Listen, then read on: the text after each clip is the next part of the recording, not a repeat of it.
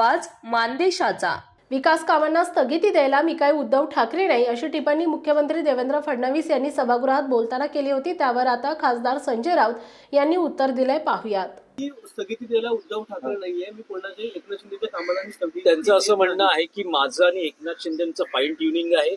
मागच्या सरकारमध्येही जे निर्णय झाले आणि या सरकारमध्ये त्यांना जे काय एकत्रित सहमतीने होत आहेत, त्यांना जे काय म्हणायचं आहे ते म्हणू द्या।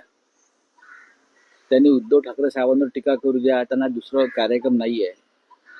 पण तुम्ही समोर पाहताच आहात की शिंदे आणि फडणवीस यांच्यामध्ये कसं वॉर चालू आहे, युद्ध सुरू आहे, हे स्पष्ट दिसतंय, रोज दिसतंय। ते अनेक निर्णय जे भ्रष्टाचारासंदर्भातले होते, ज्यांच्यामुळे भ्रष्टाचार सुरू होता, असे निर्णय देवेंद्रजींनी थांबवलेले आहेत आणि त्याबद्दल आम्ही त्यांचं स्वागत केलंय। अशाच निर्णयांना उद्धव ठाकरे यांनी सुद्धा स्थगिती दिली होती।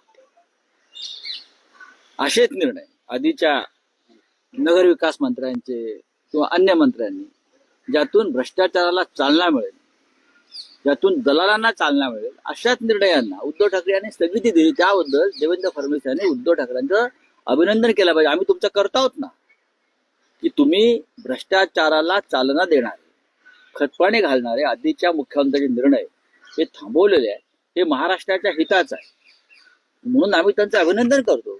आम्ही काय असं रडीचे डाव खेळत नाहीत।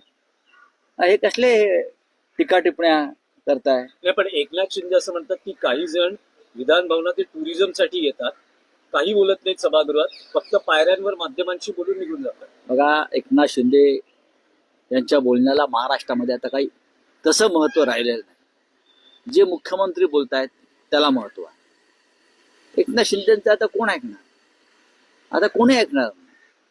लिहून दिलेली भाषणं वाचायची, टिवल्या बावल्या करायच्या, त्याच्यावरती बोलायचं, त्यातून काय साध्य होणार?